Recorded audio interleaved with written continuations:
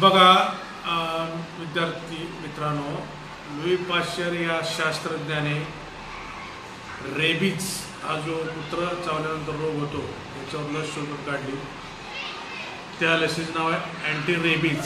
पूर्वी 14 इंजेक्शन घ्यावी लागायची, परंतु आता आपल्याला 2 इंजेक्शन घेतले तरी हा रोग बरा होतो.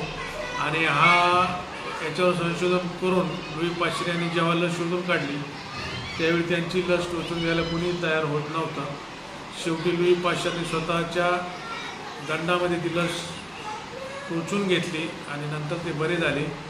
आणि मग लोकांना वाटलं की निश्चितच ही लस उपयुक्त आहे आणि मग त्यांची ती लस लोकप्रिय झाली आणि लोक ती लस घेऊ लागली. म्हणून पिसाळलेलं कुत्रं चावल्यानंतर जो रोग होतो रेबीज, आणि तो बरा व्हावा म्हणून जे इंजेक्शन आहे अँटी रेबीज हे तयार करण्यामध्ये लुई पाश्चर या शास्त्रज्ञाचा फार मोठा वाटा आहे.